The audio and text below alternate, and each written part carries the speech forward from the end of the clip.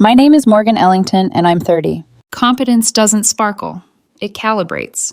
At 12:01 a.m., the dishwasher eases into off-peak like it remembers who pays the bill. The lamps warm before dusk. The last cell in my budget glows green, one small square that says the ground under my life is level. People mistake that quiet for softness. Nets are quiet too, right up until someone falls. Liam calls the net a buzzkill. He said it with a grin the day he moved a box into my place. My deed, my rules, my timers. He kept the grin when he learned he could count on me. The grin slips when I stop counting on him. 2 months ago, his boss discovered he was a superstar. Her word, not mine. Marissa Kane is 45, a rainmaker with good angles and a reputation for squeezing 12 hours out of an 8-hour day.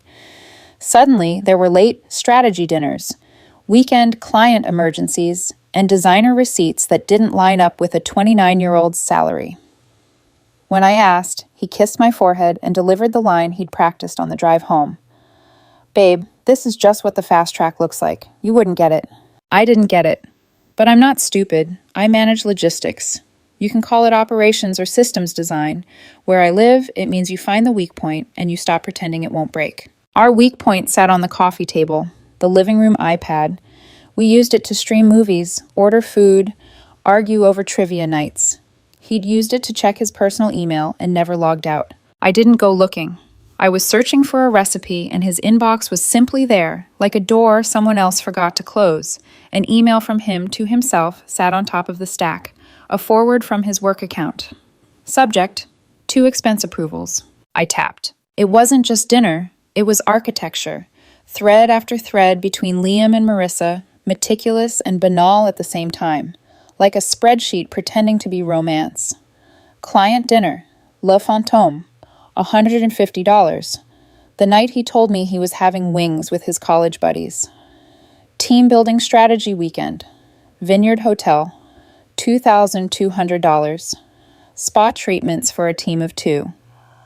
Contingency supplies, client gifts, $1,500 at a department store where, coincidentally, Marissa's new trench and his polished shoes had both appeared. Marissa's replies were precise and warm. "Happy to help, Star. See you tonight." His replies were breathless and careless. "You're the best, Em. Can't wait." My blood didn't run cold. It settled like a crate finding its center. The shipment, my trust, was rotten. The delivery address was wrong. I read for an hour in the blue light of a tablet that wasn't mine and might as well have been. I screenshotted everything.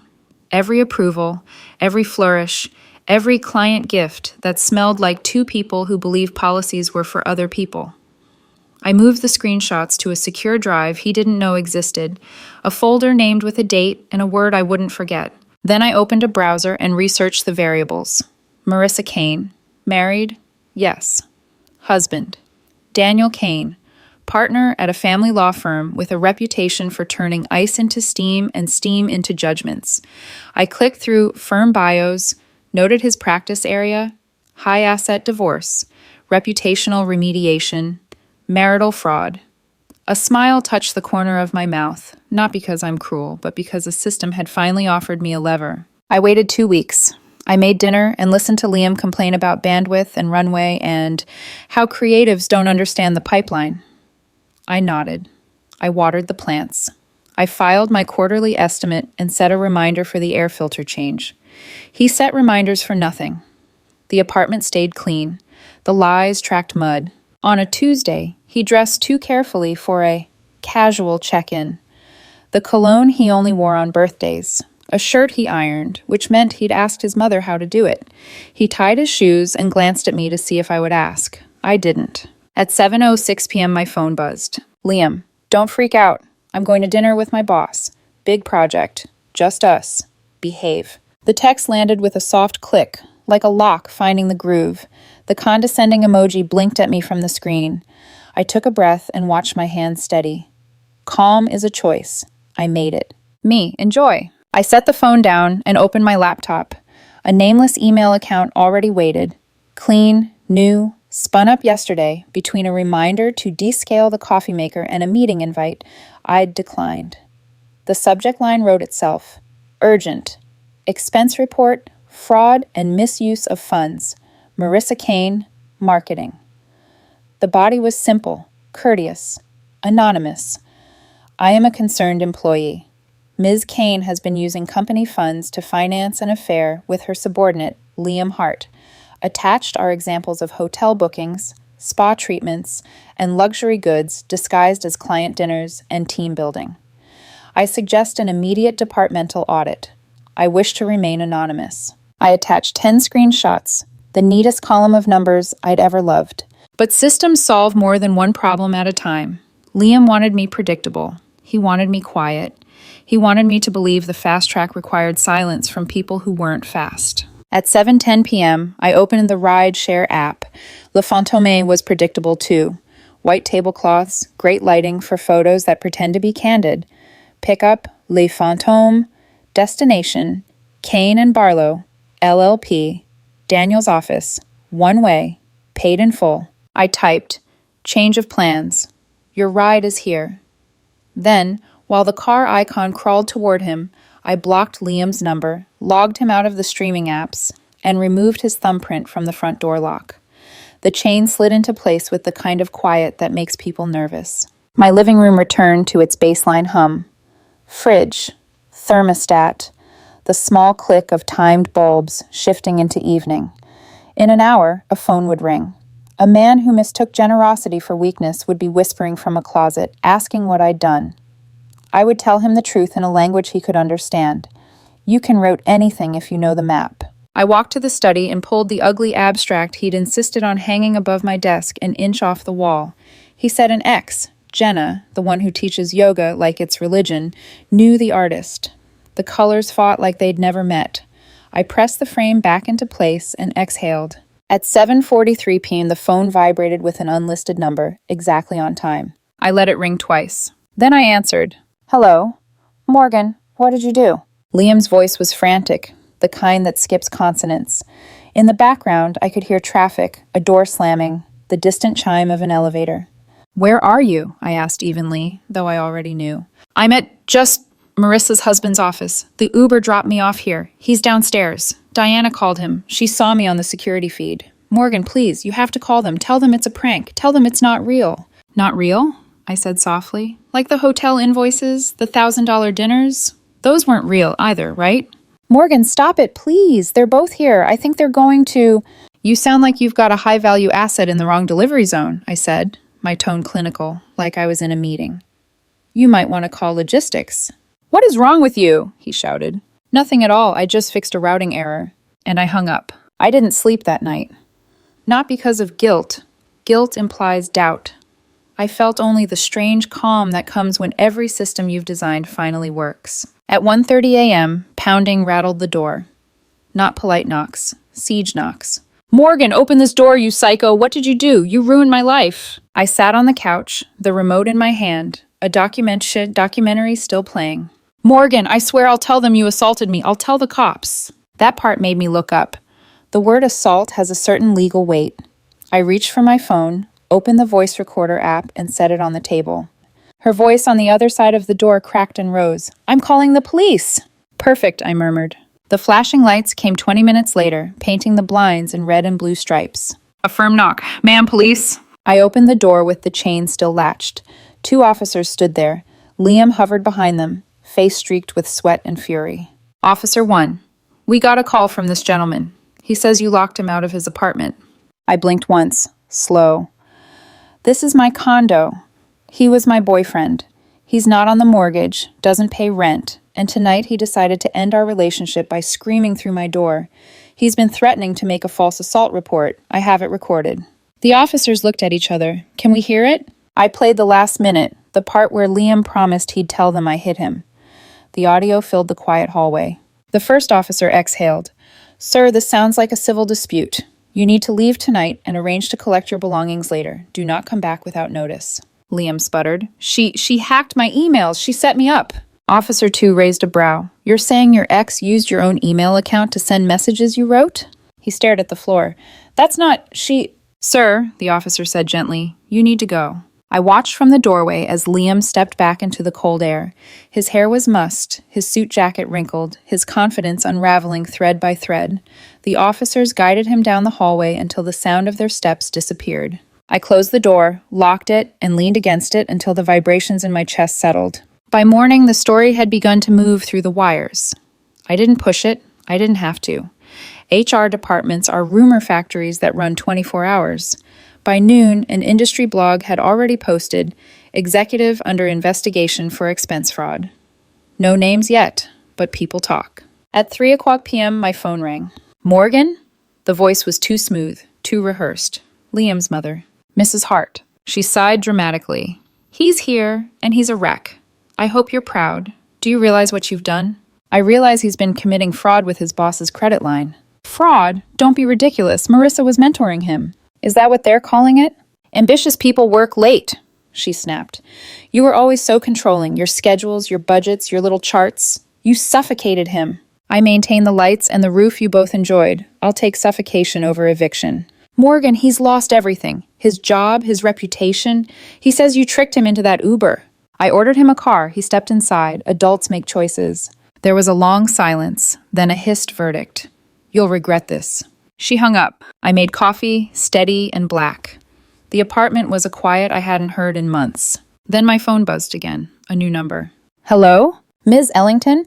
This is Josh from Allied Auto Finance. We're calling regarding the Honda Civic co-signed under your name for a Mr. Liam Hart. The last payment hasn't been made."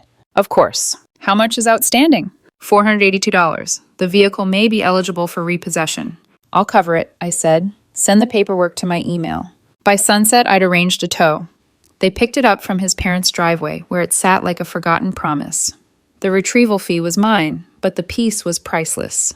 Saturday noon came next. I requested a civil standby. Officer Miller showed up exactly on time, middle-aged, polite, expression of a man who'd seen too many breakups.